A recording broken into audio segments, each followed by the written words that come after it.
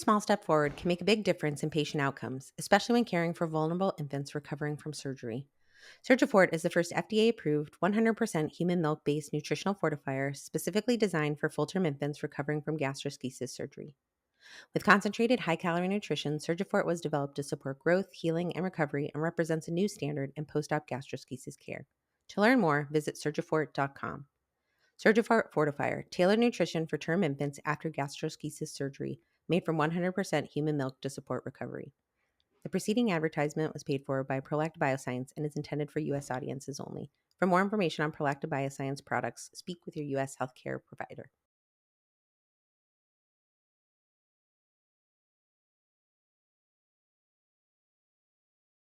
Welcome, everyone, to Beyond the Beeps. We have spoken before in other episodes about babies who come to the NICU who are not preemies.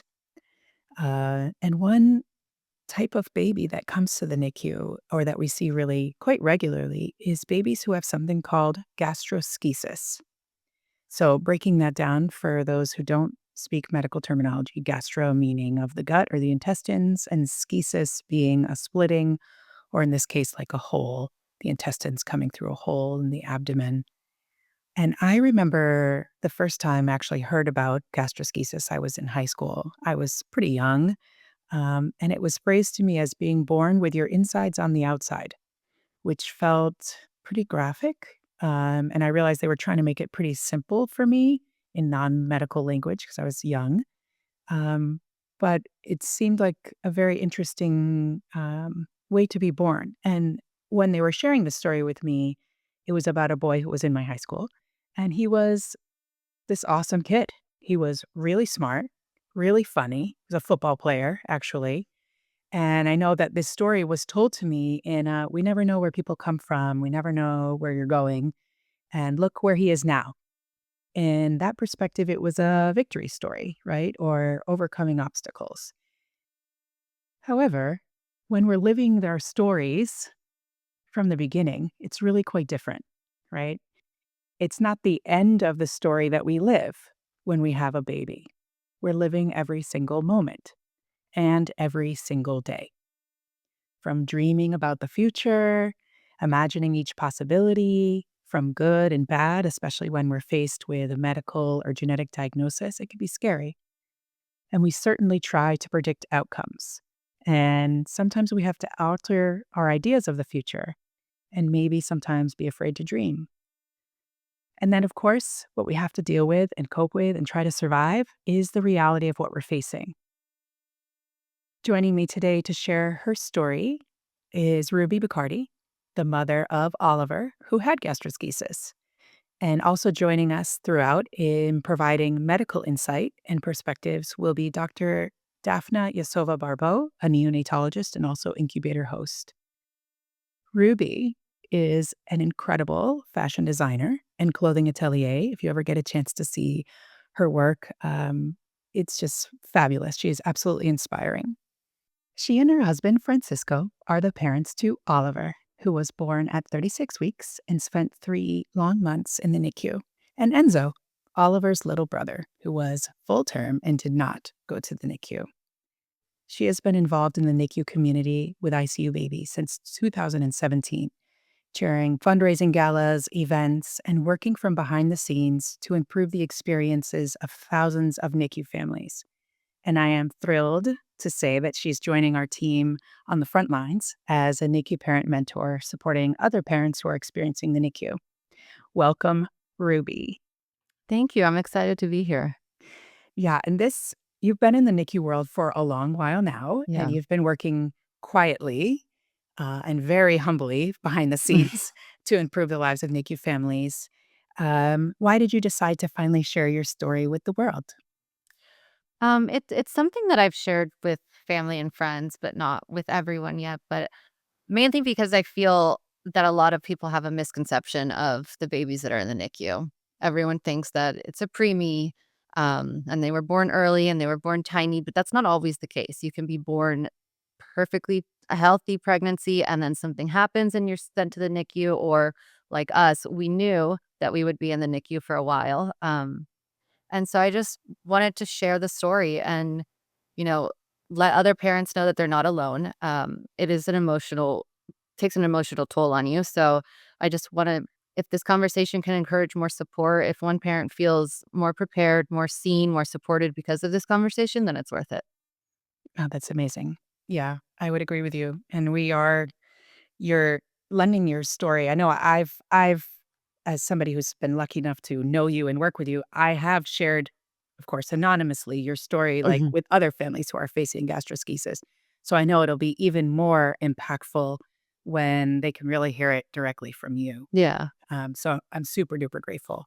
And before we go into all of our story too far, I want to bring in Dr. Barbeau to be sure that we're using the right language, not the one that was given to me when I was little, which was not helping anybody understand it. Dr. Barbeau, can you help us understand what is gastroschisis and what is your experience in treating it?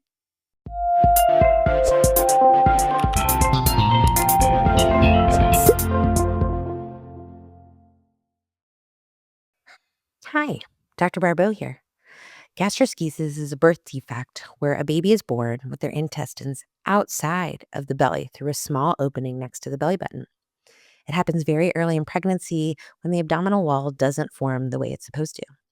And this way, the intestines are exposed to the amniotic fluid so that they can become irritated and swollen throughout the pregnancy. After birth, babies with gastroschisis will need surgery to place the intestines back inside and close the opening. Some of the complications we see in babies with gastroschisis include difficulty advancing feeds. So the intestines have been impacted by growing in that amniotic fluid and they don't work the way they're supposed to. There's a risk of infection and there's a risk of growth issues since many babies with gastroschisis need IV nutrition for days to weeks while their intestines recover. Now, gastroschisis occurs at a rate of about 2 infants for every 10,000 live births.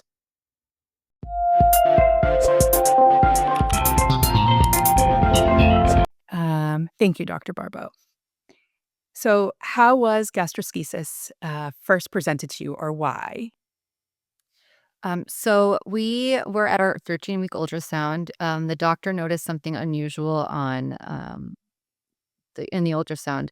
He mentioned that the intestines form outside of the body, which is something I didn't know. And around 13, 14 weeks, they retract and the skin grows over and it closes.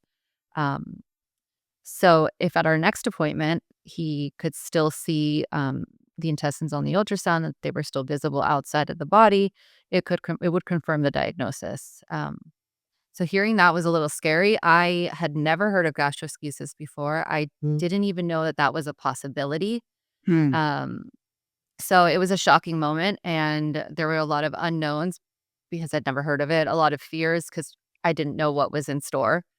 And I didn't know what the future would look like for Oliver. But Hmm. from that point on, we were just thrown into this whole new world of specialists, of high risk appointments. I had to go twice a week towards the end of the pregnancy for ultrasounds just to make sure everything was okay in there, and just preparing ourselves mentally for what was coming. That is I mean, having a baby is an overwhelming and just life altering experience, obviously. So, adding that on, I can imagine it being really frightening. Was anything ever said or told to you, even in that pregnancy? Um, were they able to predict anything at that point? Like to say, well, when he's born, this is what we're facing? No, and that was the scariest part. I mean, everything was scary, but even not even knowing that. So they couldn't see they can't see on an ultrasound what is outside. They just know that it is. So once the baby is born, then we know, and they can give more of an estimate of the NICU stay, but still, it's every baby is different of what comes. So they told me 2 months, it could be 4 months, it could be 6 weeks. So it was a lot. That is, I've found recently we talk a lot about uncertainty in the NICU. Hmm. And for a lot of parents, they say that uncertainty was or is, as they're living through it, one of the most crippling Hmm. things that element. What were those first days? Tell me about the delivery, the rest of the pregnancy and his first moments in the NICU.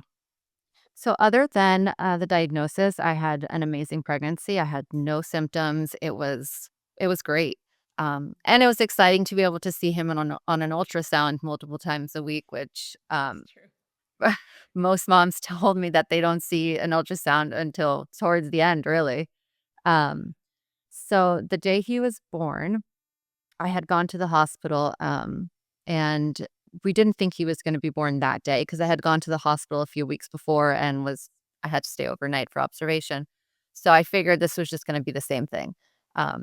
But then the doctor came in and said that he was gonna be born tonight, and even though he was 36 weeks, everything was fully formed, he would be fine because that was my first concern, and I think he knew with the look on my face and just answered my question immediately. So once he was born, it was a C-section. Once he was born, I heard him Mm. cry. I didn't see him, and he was taken immediately. I was sent to recovery, and my husband followed him to the NICU.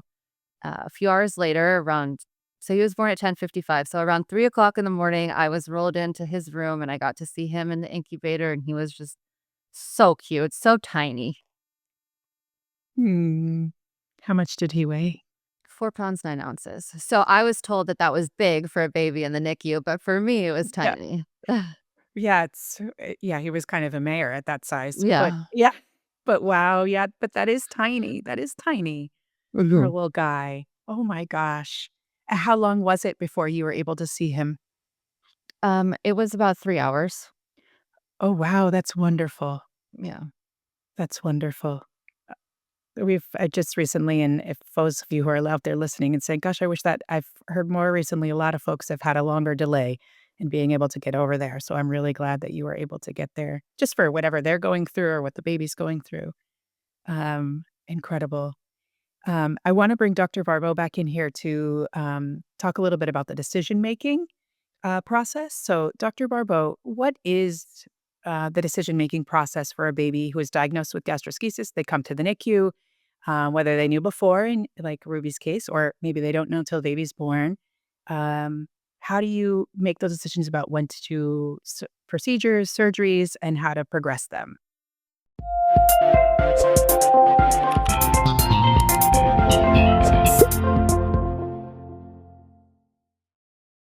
There are two main ways surgeons repair gastroschisis. The first way is called a primary closure, where the intestines are placed back into the belly and that opening is closed right away, just a few days after delivery. Or the second option is a staged closure, where a special bag called a silo holds the intestines in place while they're slowly moved back inside the skin over a few days to a week. And now that decision depends on how swollen the intestines are and how big the baby's belly is. Sometimes it's just not safe to put everything back in all at once. Doctors and surgeons make the choice based on what's safest and most comfortable for the baby. And no matter the method, the goal is always to protect the intestines while they're growing and healing and to keep babies comfortable and safe.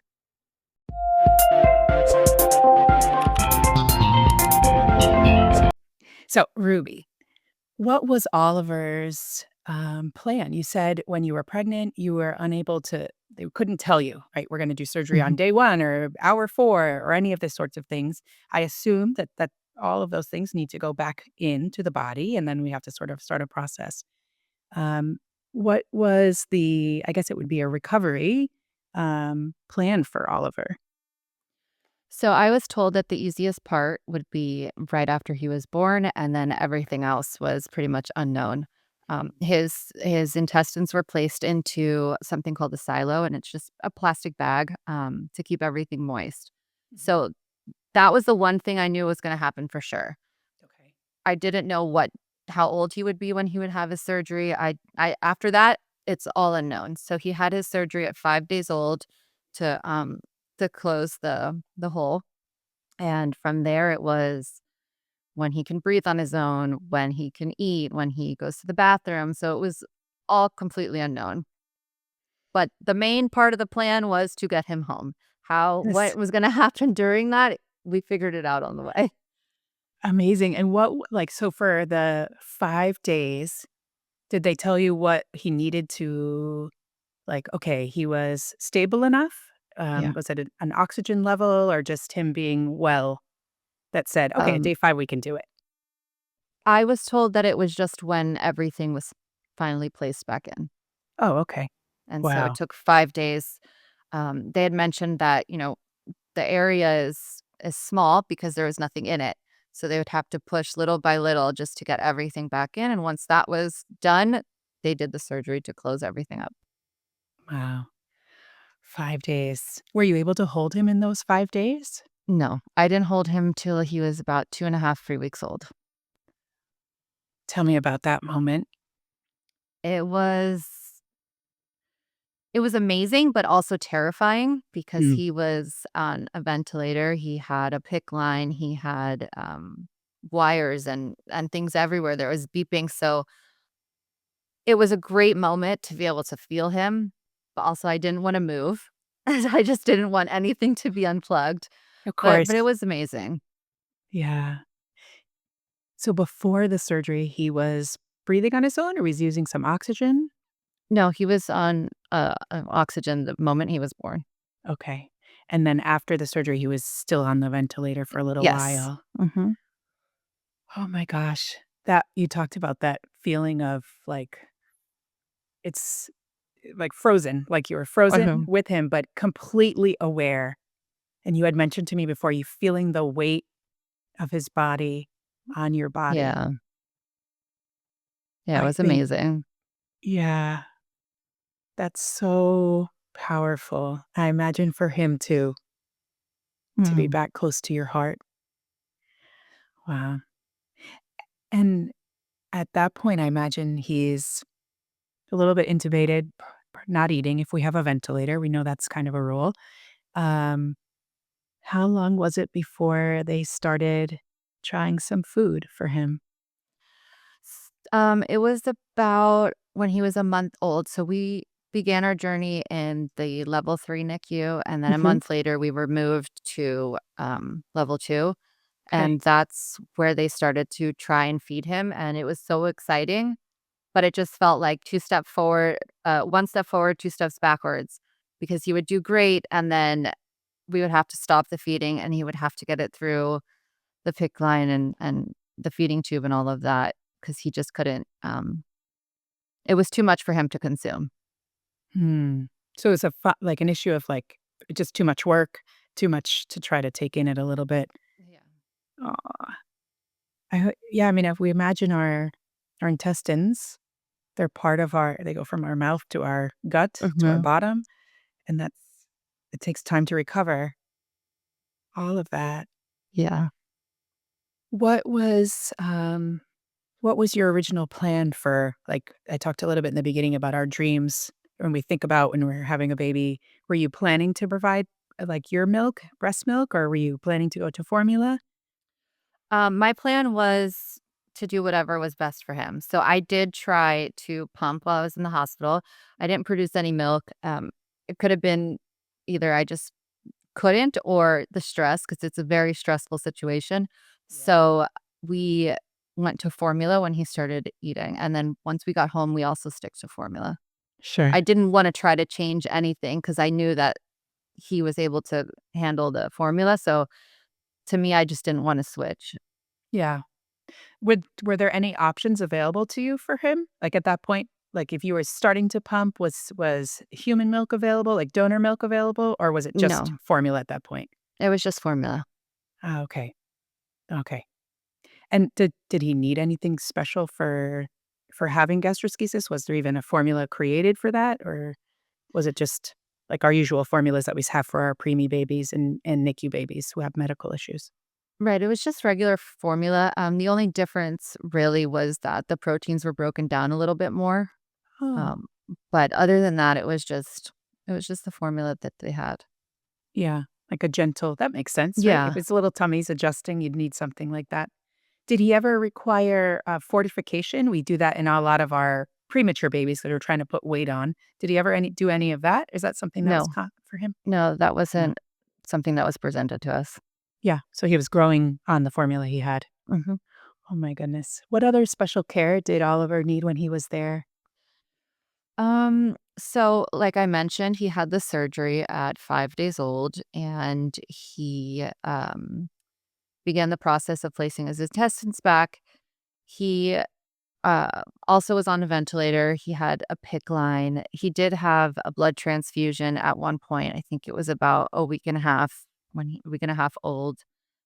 So each part of it was so critical and it was so overwhelming to watch. But the NICU team was incredible. The nurses were amazing, the pediatrician, all the specialists. And they just all took such careful, compassionate steps to help him heal. What was done for you? Because you're talking about it very like, yeah, and this is a thing that happened, right? And Uh-huh. I know, that when they're like, we have to put a PIC line in, it's not like, okay, great, right? Like, we're doing a blood transfusion. Okay, great. What were things like you said, they were super compassionate, they were talking to you a lot. Was there anything else that helped you, you have to go through these things, you have to make these decisions, you have to move forward. Was there anything else that helped you in those times? My husband, he was great. The nurses did answer as many questions as I had, and they did their best, but again, they're not just taking care of my baby, they're taking care of a whole bunch of other babies, so they really did their best to ease the way I was feeling and to answer the Yeah. questions, but maybe I feel that maybe having another mom to talk to that had been through this before would have been very helpful. Yeah. Yeah, I remember wishing that when you were there too. Mhm. Mhm. Wishing that we knew somebody else. Yeah. Uh, yeah, somebody who's walked your path. That's Mhm. something that I know now you'll be able to provide for our families too. You've Yeah, done it off the clock, and it's mhm. been really impactful for those families, so I really appreciate that. Um, yeah, so okay, so he was there 5 days, we have the surgery, making that progress, starting and Mhm. stopping feeding. I think just a little bit about that. That's something that seems to affect more NICU families than not, the feeding and growing phase of the Right. NICU. Um, having those like mini, or maybe it felt like major setbacks. Um, was there anything that you were able to use as a strategy to help get through those? When you're like, okay, we're going to progress. Or even, I don't know if this happened to you, where they're like, okay, we're going home on Friday. And then they're like, well, we didn't take all the formula this night before, so we have to wait another few days. Anything that helped you with those setbacks?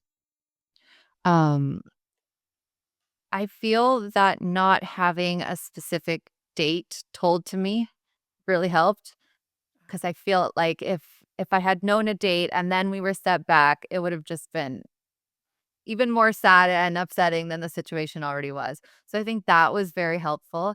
I was there all the time, so I think just me being strong, because it's no longer about me anymore, it's about my baby. Just I think that just kinda made the whole mood in the room a little bit better. Oh, that's good to know. Say more about that mood in the room. I'm the type of person that if you're going through something and you have a negative attitude towards it, I feel that that negativity is just going to linger and affect everything around you. So I was trying to be as positive as I could so that he would feel the positivity and the strength to keep going, and I would feel the same way. That's beautiful, but also a lot to ask for somebody who's going through a really hard time Right. like you were. So Mhm. knowing that that's how you wanted to show up, how did you feel, right, like, how did you support yourself or fill your cup, or you just had, like, this iron will? Was there things that you said your husband, which I love to hear, Mhm. um, making sure you eating, sleeping, walking, any other things that really helped to allow you to endure that for 3 months? I mean, that's a long time to not lose a positivity. Right. Um, and I have to say, I wasn't always like that, but the second I had Oliver, I it was just I don't know, I think other moms can attest to it, just something changes and you know that it's no longer about you. Yeah. So, Yeah. that's something I learned about myself through this whole process, that I could actually be positive and calm and and take it day by day. But to answer your question, one of the things that was most helpful was before he was born, we had a meeting with his pediatric surgeon, and that was really informative because well, at least I went straight to Google, and it was Right. very unhelpful because everybody puts their 2 cents in, and it causes a lot more anxiety than you should have at that moment. So the meeting with the pediatric surgeon, I think I still have the paper somewhere that he drew. He drew intestines, he drew the baby. He mentioned a little bit about what the plan would be after birth, the silo, the incubator, the surgery. And it was just nice to have somebody walk us through and answer our questions. That wasn't Yeah. Google. That wasn't the yeah, we try don't go to Doctor Google. Yeah. That's yeah, information from a trusted and reliable source that you felt confident. He respected you, you respected him, and you guys were able to move forward. So, something else, this is the NICU period, and I know one other big uncertainty and is now you're going home, right? You're going home with a baby who has been through and you have been through a pretty serious medical experience. Um, was anybody able to give you this is what we can look towards or what we expect from that point forward? Or was there even a discussion about that? There was no discussion, so that would have been something very helpful if we had Mm, a discussion about that, but yeah. for us, there wasn't, and then we went home and had to figure it out. Did Oliver go home with any medical equipment or anything like that? No, he didn't, and Wow. we had grown so reliant on all the machines, I could tell you what everything means, all the beeps, all the lines, everything, and then we get home and we have none of that, Hmm. um, and it was a big adjustment because we were so reliant on it. And, after a week after we got home, he was diagnosed with gastroparesis, and we didn't know that until we went back to the NICU a week later. Oh, wow. So it kind of felt like we could never fully breathe easily, and it was the constant back and forth. It was exhausting. He had a very hard time feeding, which is why we ended up back in the NICU, and that's where, he was diagnosed with gastroparesis. Say more about gastric paresis. What is this? So it's slow motility, Mhm. and then because everything is, going through your intestines very slowly, sometimes it causes a bacterial overgrowth and it makes you really sick, which is one thing that we still deal with to this day. Not as frequent as when he was younger, but it's still something that every once in a while he'll get, and we have to take an antibiotic for it. So when he went home, went home, everything was typical, but then very shortly after he got Mhm. sick. That was the first indication that something wasn't well? Yes. Well, the sickness and not being able to eat and just not tolerating the food and throwing it up. Oh, poor guy. Yeah. Ah, and we find that you finally get home after the NICU and your nervous system hopefully was starting to unwind a little bit, and now Mhm. you're back. Right. What was that second stay like? It was actually I would do that stay again, only because we ended up meeting the most amazing gastroenterologist there, and I don't think we would have found out about her unless we went to that hospital, and we still see her now every 6 months, and she's absolutely amazing. Wow. The providers make such a difference, right? Right. Mhm. Wow. And, was there a change in, um, Oliver's plan of care from that point forward or his lifestyle? It's not a plan of care, it's his lifestyle from that point Mhm. forward? I was told that he could still eat and drink normally, Mhm, and as once he grows, he'll have less of that, slow motility issues, mhm. and that he would just be a normal kid. And you've seen that to be true, Yes. more or less. Mhm. What's Oliver like now? Tell us more about him outside of his intestines. He is a baseball player. He loves baseball. He lives, breathes, and eats baseball, and he has the most amazing relationship with his little brother. They're best friends. So he's just being a kid, and he's doing what he loves.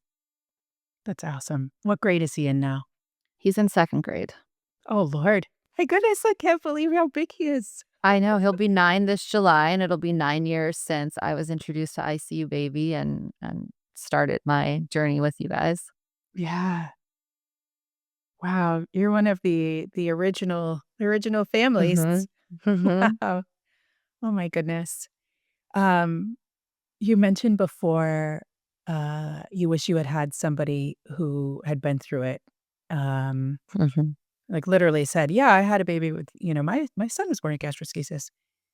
What would you have wanted someone to say? Or maybe it's not something they say. If you could have had somebody say what you wanted to hear, do you think would it have been? I think having another mom or a family who had gone through something similar to this, somebody who understood what I was feeling emotionally, what the challenges that we are facing, what we would be facing, um, and they'd gone through that would have been very reassuring. The medical team provides amazing care. The nurses provide amazing care, but there's only so much that they can do. As I mentioned, Oliver's not the only baby that they're taking care of. So Yeah. having someone that really understands the emotional roller coaster that you're going through, it has to be someone who's gone through it themselves. Someone who can just listen and say, "Yeah, I've been there with the feeding. Mm. Take it day by day, step by step," and that would have made me feel a little bit less isolated and more confident in navigating the journey. Yeah. Yeah, that makes sense. Yeah. Uh, so you have this beautiful platform now. What would you tell a Mhm. family who's there now? I mean, I know we have across the country and across the world, we know with the prevalence of gastroschisis, we know we have babies, families who are by their baby's bedside. What would you want them to know? To just cherish every good moment, and those are the moments that'll make everything feel worth it. You know, Yeah. seeing the baby in baby clothes for the first time, or seeing the baby smile.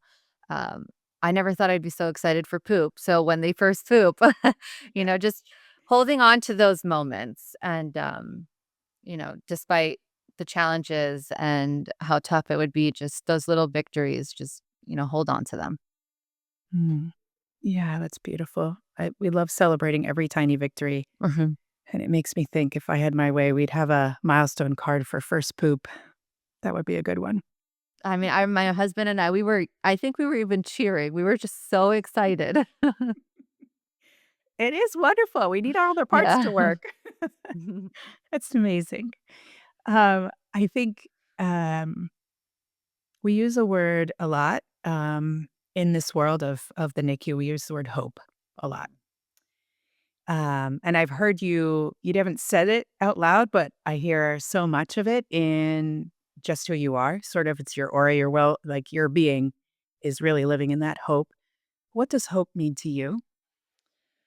To me, it just means holding on to the belief that things can get better. The road ahead seems very uncertain with a baby in the NICU, but just finding strength in the small victories, trusting that even in the hardest moments, there's a light to be found. Now I just look at Oliver and watching him play baseball or seeing him smile or playing with his brother, that's hope. Yeah, that's beautiful, Ruby. Thank you so much for taking a few minutes today to join and talk about Oliver, who is an extraordinary little guy, and so is Enzo. And your whole family are just wonderful people. And I'm super, super glad to have this chance to let you talk to our other families out there in the world who have this. And thank you, everybody else, for listening today. If you're out there, maybe you recovering from having gastroschisis or another genetic condition or prematurity or even a 24-hour monitoring.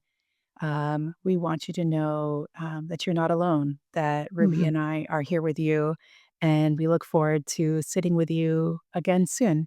Take gentle care.